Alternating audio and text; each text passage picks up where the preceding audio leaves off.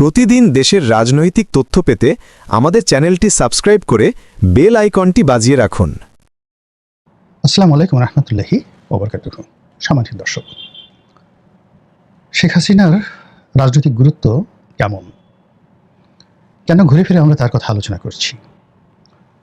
তার স্বর্ণভাণ্ডার, তার অর্থভাণ্ডার, তার বাসভবন, তার বিলাস ভ্রমণ, তার প্রাতঃভ্রমণ, কিংবা তিনি যে বৈকালিক ভ্রমণ করেন দিল্লির লোদি গার্ডেনে, কেন আমরা এগুলো নিয়ে এত আলোচনা করছি? কেন তাকে আমাদের চিন্তা চেতনা থেকে বাদ দেওয়া যাচ্ছে না? কেন তিনি আমাদের ভয়, আতঙ্ক, প্রেম, ভালোবাসা, শ্রদ্ধা, একটা বিশাল জনগোষ্ঠীর মধ্যে যে রসায়ন তিনি তৈরি করে রেখেছেন, সেই রসায়ন থেকে আমরা কেন বের হতে পারছি না? এখন যারা ক্ষমতা আছেন তারা কেন শেখ হাসিনার যে যাকে বলা হয় তার বেঁচে থাকা, তার নিরাপদ থাকা, ভারতে বসে তার কথাবার্তা বলা, বিভিন্ন টেলিভিশনে গিয়ে পত্রপত্রিকাতে যে অডিও ফুটেজ বা লিখিতভাবে বক্তব্য দেওয়া, এটা কেন বর্তমান সরকারের জন্য একটা বিরাট হুমকির কারণ হয়ে দাঁড়িয়েছে? কেন আগামী দিনগুলোতে সেটা বিএনপি বলেন, জামাত বলেন, এনসিপি বলেন, যারা ক্ষমতায় আসবে, তারা আওয়ামী লীগের নাম শুনতে পাচ্ছে বা রিফাইন্ড আওয়ামী লীগের কথাও তাদের অনেকের কাছে গ্রহণযোগ্য। কিন্তু যখনই শেখ হাসিনার নাম আসছে, শেখ রেহানার নাম আসছে, শেখ পরিবারের নাম আসছে, সজীব ওয়াজেদ জয়ের নাম আসছে, কিংবা পুতুলের নাম আসছে, এবং একটা ট্র্যাডিশনাল আওয়ামী লীগের রাজনীতিতে ফিরে আসার প্রসঙ্গ আসছে, তখন সবার মাথা কেন গরম হয়ে যাচ্ছে? এই বিষয়গুলো যদি আপনাকে বুঝতে হয়, এটা নিঃসন্দেহে সরকারের যারা লোকজন আছে তারা তো বুঝেনি।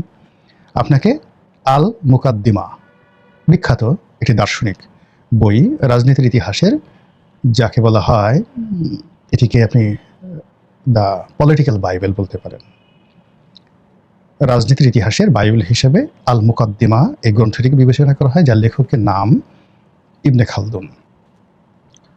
তো ইবনে খালদুন তার সেই বই থেকে, মানে এখানে আমি একটু জাস্ট শেখ হাসিনাকে বর্ণনা করতে গিয়ে 3টা বইয়ের ঘটনা বলি। দ্য হিরোডোটাসের দ্য হিস্ট্রিয়া বইটি, মানে ইতিহাস যদি আপনি না জানেন, আপনি কখনো ইনুস সাহেবকে চিনবেন না, শেখ হাসিনাকে চিনবেন না। ইলেন মাস্ককে জিজ্ঞাসা করা হলো যে আপনি তো ফিজিক্সের ছাত্র বা ফিজিক্স খুব ভালোবাসেন, তো একজন জিজ্ঞাসা করলেন যে আমার ছেলে কি ফিজিক্সে পড়বে কিনা, তখন সে বলল যে না, আপনার ছেলে যে সাবজেক্টেই পড়ুক না কেন, তাকে যদি জীবনে সফল হতে হয় তাকে ইতিহাস পড়তে বলবেন। ইলেন মার্কসের কথা। ইতিহাস না পড়লে আপনি বুঝবেন না। কাজেই হিরোডোটাসের বইটা কেউ যদি রাজনীতি করতে চান, রাজনীতি বুঝতে চান, শেখ হাসিনা, ডক্টর মোহাম্মদ ইউনূস বা রাজনৈতিক যে সকল পলিটিক্যাল লোকজন রয়েছে তাদেরকে নিয়ে আলোচনা সমালোচনা করতে চান, এই বইটি শতবার পড়তে হবে, অ্যাগেন অ্যান্ড অ্যাগেন, এভরিডে। কেউ যদি আইন কানুন নিয়ে পড়তে চান, আইন কেন হয়, কিভাবে হয়, তাহলে দুটো বই তাকে পড়তে হবে। দুটো বই, মানে 1 নম্বর যেটা আছে সেটা হলো the first constitution of human history by Solon, Greek দার্শনিক সোলোন, যিনি পৃথিবীর ইতিহাসে প্রথম সেই সংবিধান রচনা করেছিলেন। সেটার প্রেক্ষাপট ইতিহাস এবং সেই বইটা পড়তে হবে। আর কোড অফ নেপোলিয়ান, এই বইগুলো পড়তে হবে। আর ইসলামী তাহজিব তমদ্দুন এবং এগুলো যদি পড়তে হয় তাহলে আপনাকে হিদায়া পড়তে হবে। হিদায়া, ইমাম মালিক রহমতুল্লাহ আলাইহে রচিত হিদায়া পড়তে হবে। তো এনিওয়ে, এখন এই যে রাজনীতির যে মানুষের আশা, আকাঙ্ক্ষা, উইল ফোর্স, মানুষের রাজনৈতিক যে একত্র হওয়া, বিদ্রোহ করা, যুদ্ধ, মানে যা কিছু মানুষের মধ্যে রাজনীতি সংক্রান্ত যে বিষয়গুলো তৈরি হয়, পয়দা হয়, কেন হয়, কী কারণে হয়, সেটা আল মুকাদ্দিমা গ্রন্থে সেই ইবনে খালদুন অসাধারণভাবে বর্ণনা করেছেন। তো তিনি পারস্যে বসে যে বইটি রচনা করেছেন, তারও বহু আগে চাণক্য তার অর্থশাস্ত্রে কিঞ্চিত আলোচনা করেছেন, নট ইন ডিটেলস। তারপর ম্যাকিয়াভেলির দ্য প্রিন্স তিনি আলোচনা করেছেন, কিন্তু এতটা সুন্দরভাবে নয়, ইন ডিটেলস নয়। আর কনফুসিয়াস বলেন, মাস্টার সাঞ্জু বলেন, তারা যে সমস্ত বিষয় আলোচনা করছেন তাও আল মুকাদ্দিমার মতো না। এই বইটিতে আপনি বুঝতে পারবেন যে কেন শেখ হাসিনা মরবেন না, যেভাবে তার পিতা মারা যাচ্ছেন না, তার পিতাকে মারা যাচ্ছে না, তিনি দেহত্যাগ করেছেন, ইন্তিকাল করেছেন, কিন্তু মানুষের মনোমস্তিষ্কে বঙ্গবন্ধুর যে প্রতিচ্ছবি, তার যে বিশ্বাস, তার যে চেতনা, তিনি জীবিত অবস্থায় যা ছিলেন না তার চেয়ে তারও শতগুণ শক্তিশালী হয়ে পড়েছেন। তাই তার যে মানবিক ভুলগুলো ছিল, ত্রুটিগুলো ছিল, অসংখ্য তার মানে যাকে বলা হয় ত্রুটি, তছনছ করে দিয়েছেন অনেক কিছু। কিন্তু কেন লোকজন বারবার সেই বিষয়গুলোকে ধামাচাপা দিয়ে বঙ্গবন্ধুকে নিয়ে নাচানাচি করছেন? এই বিষয়গুলো বুঝতে হলে আল মুকদ্দমা পড়তে হবে, আল মুকাদ্দিমা পড়তে হবে। তো সেই আল মুকাদ্দিমার যে মূল থিওরি, সেটা হলো যে আপনি যদি একটা রাজনৈতিক গোত্র তৈরি করতে পারেন, এ ক্লাস, এ সোসাইটি, বাংলাদেশে একমাত্র আওয়ামী লীগ একটা গোত্র তৈরি করতে পেরেছে, সোসাইটি, যে গোত্রটা একেবারে অ্যাবসলিউটলি হোমোজেনিয়াস, চিন্তা, চেতনা, খাদ্য, অভ্যাস, কথাবার্তা সব কিছুতে তাদের মধ্যে যে সিমিলারিটি দেখবেন, এই মাস পিউপিল, এই সিমিলারিটি বিএনপির মধ্যে নাই, জামাতের মধ্যে নাই, সিপিবির মধ্যে নাই, বাসদের মধ্যে নাই। অন্যান্য যে সকল রাজনৈতিক শক্তিগুলো বিভিন্ন সময় বাংলাদেশে গঠিত হওয়ার চেষ্টা করেছে, একাধিকবার ভেঙে চুরে তছনছ হয়ে গেছে, কিন্তু আওয়ামী লীগ অক্ষত থেকে গেছে। এর কারণ হলো তারা সবার আগে একটা গোত্র তৈরি করতে পেরেছিল, আরব বেদুইনদের মতো করে।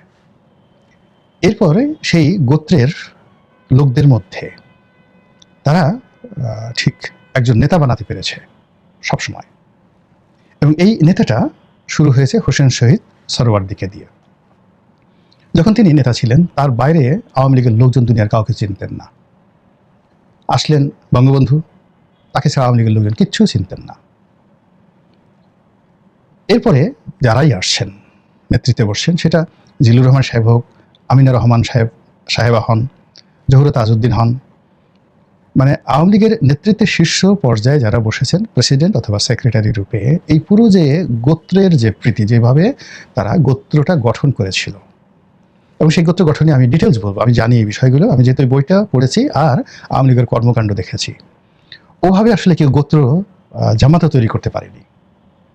জামাত যেটা করছে সেটা হলো সফটওয়্যার, কিন্তু আওয়ামী লীগ যেটা করেছে সেটা হলো হার্ডওয়্যার, ইঞ্জিন তৈরি করে দিয়েছে, অটোমেটিক ইঞ্জিন তৈরি করে দিয়েছে, আর সেই ইঞ্জিনের মধ্যে সফটওয়্যার অটোমেটিক চলে আসছে। তো গোত্রের যে নেতা, সেই নেতা তৈরি করা হয়ে গেছে। তো এই দুটো কারণে কি হলো, এখন বাংলাদেশের যত লোক আছে, শেখ হাসিনার মৃত্যু না হওয়া পর্যন্ত বিকল্প কোনো নেতার কথা তারা ভাবতে পারছে না, ভাবতে পারবে না, কোনোদিন পারবে না। আর ভবিষ্যতে যে নেতা আসবে, আওয়ামী লীগের কোনো নেতা, সেটা এনি বডি হোক না কেন, সে কখনো শেখ হাসিনাকে অপমান করে, বঙ্গবন্ধুকে অপমান করে একটা মিনিট নেতৃত্বে থাকতে পারবে না, যদি তারা মরেও যায়। আর এই কারণে কি হলো, শেখ হাসিনার যে উপস্থিতি, এই উপস্থিতিটি আওয়ামী লীগকে ঐক্যবদ্ধ রাখছে। তার যে বক্তব্য, তার বিরোধী যারা লোকজন আছে তাদের কাছে খুবই বিরক্তিকর, খুবই বিধ্বংসী, এবং তারা অবাক হয়ে যায় যে আওয়ামী লীগের লোকজন মনে হয় সবাই মানসিকভাবে অসুস্থ, কিন্তু যারা আওয়ামী লীগ করে, ওই শেখ হাসিনা যা বলছে সেটাই তাদের ভালো লাগছে। এবং এই যে দেখেন একটা গোত্র, এই যে বাউলরা ধরেন দিনের পর দিন হাজার হাজার বছর ধরে, যখন থেকে বাউল এই সংস্কৃতিটা তৈরি হয়েছে, সেই ইমাম গাজ্জালি থেকে শুরু করে আজ অবধি, সেটা মাওলানা জালালউদ্দিন রুমি বলেন, অন্যান্য যারা বলেন, যে ধারাতেই যান, অলি আল্লাহ, পীর মাশায়েখ, বাউল, ফকির, সন্ন্যাসী, মানে তাদের মধ্যে যে মানে একটা যাকে বলা হয় ভাবাবেগ, মানে তাদের নেতা যা বলেন সবই ভালো। এটা একটা মানসিক রোগ বলেন, এটা প্রবৃত্তি বলেন, যা কিছু বলেন, আপনি এর বাইরে আপনি করতে পারবেন না, যেতে পারবেন না। আটরশি পীর সাহেবের ধরেন 2 কোটি মুরিদ আছে, আপনি যতই সমালোচনা করেন না কেন, তাদের কাছে আটরশি পীর সাহেব অলৌকিক ব্যক্তিত্ব। পীরজাদা মুস্তাফা আমির ফয়সাল, জাকের পার্টির প্রধান, তিনি তাদের নেতা, আপনি এর বাইরে থেকে নিতে পারবেন না। আপনি চরমোনাইতে যান, এরপরে যাকে বলা হয় শর্ষিনাতে যান, একই অবস্থা। আরবিতে এটাকে বলা হয় এজহারে তাজাল্লুল। মানুষের মধ্যে সহজাতভাবে আনুগত্য প্রদর্শন করার জন্য যে প্রবৃত্তি থাকে, ওটাই এজাহারে তাজাল্লুল, এবং এই এজাহারে তাজাল্লুলের কারণে মানুষ বিভিন্ন গোত্র এবং সম্প্রদায়ে বিভক্ত হয়ে যায়। ধর্মীয় সেক্টর যেমন বিভক্ত হয়ে যায়, কিন্তু রাজনীতির ক্ষেত্রে যে এজাহারে তাজাল্লুল, এটা এত মারাত্মক, যেই কারণে একটি রাজবংশ হাজার বছর ধরে পৃথিবী শাসন করছে। আজকে মোর দ্যান 2000 ইয়ার্স জাপানের সম্রাট, তার বংশ, সূর্য বংশ, জাপান শাসন করছে। আজকে 1000 বছর ধরে থিওডর রাজবংশ ব্রিটেন শাসন করছে। ইউরোপের প্রায় সব দেশে এরকম রাজতন্ত্র আছে 300, 400, 500 বছরের। তো এটা আপনি পরিবর্তন করতে পারবেন না। তো সেই দিক থেকে আওয়ামী লীগের যে স্থায়িত্ব, এটি ডক্টর মোহাম্মদ ইউনূস, আসিফ নজরুল তারা কিয়ামত পর্যন্ত চেষ্টা করেও লাভ হবে না, পারবেন না তিনি এই কাজ করতে। তো এই কারণে শেখ হাসিনাকে যে তারা দেখছেন শুনছেন প্রতিটি মুহূর্তে তাদের কাছে অসহ্য মনে হচ্ছে।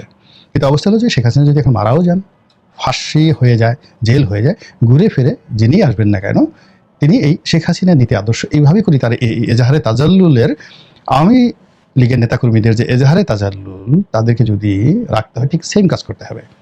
আপনি গিয়ে দেখবেন যে রাজনীতিতে যে একরোখা মনোভাব যা কিছু আছে, হোসেন শহীদ সোহরাওয়ার্দী, তারপরে মৌলানা ভাসানী, কিংবা বঙ্গবন্ধু শেখ মুজিবুর রহমান বা শেখ হাসিনা, 19-20 কোনো পার্থক্য নাই।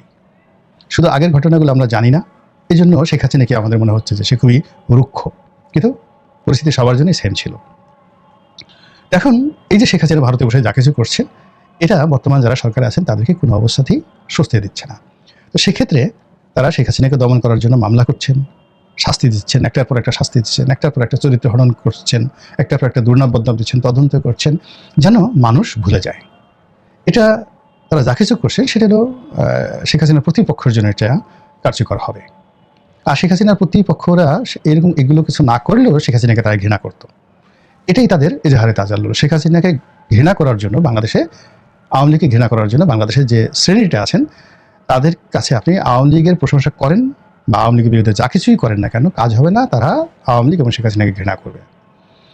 আর শেখ হাসিনার বিরুদ্ধে, আওয়ামী লীগের বিরুদ্ধে যত কথা বলেন না কেন, দিন শেষে ওই যে এজাহারে তাজাল্লুল সম্পন্ন দেশের 7 কোটি মানুষ যারা আওয়ামী লীগ করে, তাদের এই আওয়ামী লীগের জন্য, নৌকার জন্য, শেখ হাসিনার জন্য, বঙ্গবন্ধুর জন্য, শেখের জন্য, জয়ের জন্য, পুতুলের জন্য, রেহানার জন্য, শেখ রেহানার জন্য, সবার জন্য পেট পুড়বে, নাভির মধ্যে চিনচিন করবে, বুকের মধ্যে ধকধক করবে, চোখে মুখে তারা স্বপ্ন দেখবে, আপার নাম শুনলে ফিট পড়ে যাবে, শেখ হাসিনা টেলিফোন করলে ভেউ ভেউ করে কান্নাকাটি করবে। এটা আপনি ফেরাতে পারবেন না।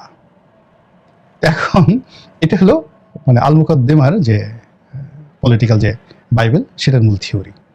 তো যেহেতু সেটা আপনি পারবেন না, তো কাজেই আপনি নিজের রাগ দমন করার জন্য, ক্রোধ প্রশমিত করার জন্য যে কাজগুলো করছেন সেগুলোকে আপনি বুলেট আকারে যদি করতে চান, তাহলে শেখ হাসিনাকে ধরে আনতে হবে। তো শেখ হাসিনাকে ধরে আনার জন্য এখানে আপনি 7টি পন্থা অবলম্বন করতে পারেন। খুব সংক্ষেপে সেই কথাগুলো আমি বলছি, খুব সহজ সরল। সেটা হলো আপনি যেভাবে হেলিকপ্টার পাঠিয়ে তাকে ভারতে পাঠিয়েছেন হেলিকপ্টার দিয়ে, এখন একটা হেলিকপ্টার প্লেন দিয়ে আপনি নিয়ে আসতে পারেন। বলতে পারেন যে বাংলাদেশের আমরা আপনাকে দিয়েছিলাম, এখন আমাদের সেই শেখ হাসিনাকে ফেরত দিন। Policy number 1। পলিসি নাম্বার 2 হলো যে যদি আপনাকে সেটা না দেয়, আপনি এখন যেহেতু আমেরিকার পক্ষে আছেন, আমেরিকা যদি আপনাকে সাহায্য করে, তাহলে ওসামা বিন লাদেনকে যেভাবে এটা ইসরায়েলও পারে, মোসাদও পারবে এবং আমেরিকাও পারবে। সেটা হলো শেখ হাসিনার যে বাড়ি থাকে সেই বাড়িতে আপনি যে কোনো জায়গা থেকে মিসাইল দিয়ে নিখুঁতভাবে একেবারে শেখ হাসিনাকে মেরে ফেলতে পারেন। যেভাবে ইরানের প্রেসিডেন্টকে মারা হয়েছে, যেভাবে ইরানের সামরিক কমান্ডারদেরকে মারা হয়েছে ইসরায়েল থেকে দুর্নিয়ন্ত্রিত, এইভাবে আপনি ক্ষেপণাস্ত্র নিক্ষেপ করে মারতে পারেন। আমাদের দেশে সেই ধরনের ক্ষেপণাস্ত্র নেই, কিন্তু যদি আপনাকে আমেরিকা ভালোবাসে, মোসাদ ভালোবাসে, আপনি হয়তো এই টেকনোলজি দিয়ে আপনি কাজটি করতে পারেন। এমনকি হয়তো পাকিস্তান এই কাজটি করতে পারে। গেল 2। 3 নম্বর হলো যে আপনি যদি সত্যি মনে করেন যে ভারতের মতো একটা শক্তিকে আপনি পরাজিত করতে পারবেন পাকিস্তানের সহযোগিতা নিয়ে, চীনের সহযোগিতা নিয়ে, তো সেক্ষেত্রে চীন এবং পাকিস্তানের সাহায্য সহযোগিতা নিয়ে আমাদের সামরিক শক্তিটা এমন করতে পারেন যে আমাদেরকে যদি টিকতে হয় তাহলে তো শেখ হাসিনার স্বপ্নকে ভুলাতে হবে। এই জন্য যুদ্ধ ঘোষণা করা যেতে পারে ভারতের বিরুদ্ধে, এবং যুদ্ধ লাগলে ভারত এমনি কিন্তু অত সাহসী না, ভীত সন্ত্রস্ত। তো কাজেই যুদ্ধে যদি আপনি দিল্লিতে 4-5টা বোমা ফেলতে পারেন, কলকাতাতে বোমা ফেলতে পারেন, তারপরে ত্রিপুরা, আগরতলা, এই সমস্ত এলাকা, কিছু এলাকা যদি দখল করে নিতে পারেন, সঙ্গের সাথে তারা কিন্তু বন্দি প্রত্যাবর্তন যে চুক্তি আছে সেটা অনুযায়ী শেখ হাসিনাকে ফেরত দেবে। গেল 3। 4 নম্বর হলো যে ভারতের সঙ্গে আপনি বন্ধুত্ব করতে পারেন, খুব ভালো বন্ধুত্ব, নরেন্দ্র মোদীর সাথে বন্ধুত্ব করতে পারেন। নানা উপায় আছে, যেভাবে আপনি আমেরিকার সঙ্গে বন্ধুত্ব করছেন, ডেনমার্কের সঙ্গে বন্ধুত্ব করে বন্দর দিচ্ছেন। মানে ভারত তো মূলত বেসিক্যালি ব্যবসায়ী একটা জাতি। আর ভারতের যে এখন নরেন্দ্র মোদীর যে এলাকা, এই এলাকার ব্যবসায়ীদের বলা হয় মারোয়ারি ব্যবসায়ী। সমস্ত ভারত কেন, সারা দুনিয়া ট্রেড অ্যান্ড কমার্স মূলত এই গুজরাটের লোকজন নিয়ন্ত্রণ করে, রাজনীতি এবং ব্যবসা বাণিজ্য। তো এদেরকে যদি সেই ব্যবসার লোভ দেখানো হয় এবং ব্যবসা দেওয়া যায়, তাহলে হয়তো তারা শেখ হাসিনাকে ফেরত দিতে পারে। এটা গেল 4 নম্বর। 5 নম্বর হলো যে এখন তো বাংলাদেশে অনেক জীবন্ত টাটকা অলি আল্লাহ আছে, তো তারা বিশেষ বিরাট দোয়ার মাহফিল দিতে পারে। এবং কুফরি কালাম আমি বলবো না, এখানে দুটো ব্যাপার আছে। একটা হলো যে আপনি যদি সত্যিকার অর্থে শেখ হাসিনাকে পাপী মনে করেন, তাপি মনে করেন, সারা দেশের যারা নেক বান্দা, তো তারা যদি জাতীয় ঈদগাহ ময়দান থেকে শুরু করে একদিন নাজাত দিবস পালন করে সারা বাংলাদেশে, এবং এই দিন তারা আল্লাহর সাথে বলে যে আল্লাহ, আমাদের এই দেশের জন্য শেখ হাসিনা খুবই অকল্যাণকর, তুমি ভালো জানো, শেখ হাসিনা ভালো না আমরা ভালো, আমরা আজকে এই সবাই বসলাম ভালো মানুষ, আমরা তোমার কাছে দোয়া করছি আল্লাহ, তুমি আজকে এই আমাদেরকে মেরে ফেলো, আমাদের উপর ঠাটা ফেলো, অথবা শেখ হাসিনাকে মেরে ফেলো। এরকম ঘটনা কিন্তু আপনার আমল একিন ভালো থাকলে অনেক ক্ষেত্রে আল্লাহ রাব্বুল আলামিন এরকম ঘটনা ঘটিয়ে দেন, ব্যক্তির ক্ষেত্রে, সমাজের ক্ষেত্রে, রাষ্ট্রের ক্ষেত্রে বহু ইতিহাস রয়েছে। তো সেক্ষেত্রে ডক্টর মোহাম্মদ ইনুরুজ্জানা পাসিব, নসরুল, রেজওয়ানা, আলী রিয়া সাহেব, বদিউল আলম মজুমদার, তারপর শেষে অন্যান্য যারা আছেন, তাদের নেতৃত্বে সেই বাইতুল মোকাররমে অথবা জাতীয় ঈদগাহে বসে এরকম একটা দোয়ার মাহফিল আয়োজন করা হতে পারে। আর সারা বাংলাদেশে তাদের সঙ্গে জামাতের আমির থাকলেন, সালাউদ্দিন সাহেব আছেন বিএনপি, তারা সবাই মিলে থাকবেন। তো সবাই মিলে মানে একেবারে সর্বদলীয় এরকম একটা দোয়ার মাহফিল আয়োজন করা যেতে পারে পজিটিভ অর্থে। নেগেটিভ অর্থে হলো যে এখানে যারা কালো জাদু বিশ্বাস করেন, বাচ্চাদের কালো জাদু বিশ্বাস করেন, বান টোনা জাদু বিশ্বাস করেন, সেই জিনিসগুলো চেষ্টা করা যেতে পারে, যেটা ভিন্ন ধর্মের। এরা তো মুসলমানরা এই কাজগুলো করে না, আমাদের যে দেশের হিন্দু, বৌদ্ধ, খ্রিস্টান, কাপালিক, পাহাড়ি উপজাতি, তারা এই জিনিসগুলো অনেকে প্র্যাকটিস করে, তো তারা এই জিনিসগুলো করতে পারেন। এই গেল মানে 5 নম্বর। 6 নম্বরে যেটা, সেটা হলো শেখ হাসিনার এই যে আপনজন যারা আছে, অনেক সময় আছে না যে এরকম দেখবেন যে বাচ্চাকে ধরলে গাভী চলে আসে, এরকম একটা কথা আছে। তো সেই দিক থেকে শেখ হাসিনার যে প্রাণ ভ্রমরা যারা আছে, সেটা দেশে হোক, দেশের বাইরে হোক, মানে যে কোনো মূল্যে যদি তাদেরকে জিম্মি করা যায়, শেখ হাসিনার খুব দুর্বলতা আছে তাদের প্রতি, ভীষণ রকম দুর্বলতা আছে। তো এরকম অনেক লোক সিঙ্গাপুরে আছে, ভারতে আছে, ইংল্যান্ডে আছে। তো এখন এই সরকার তো একটা বিশ্ববিজয়ী সরকার, বিশ্বের বহু দেশের সাথে তাদের সম্পর্ক ভালো, ফলে তাদেরকে যদি জিম্মি করা হয় যে শেখ হাসিনা আত্মসমর্পণ না করলে, তাহলে এটা হবে না।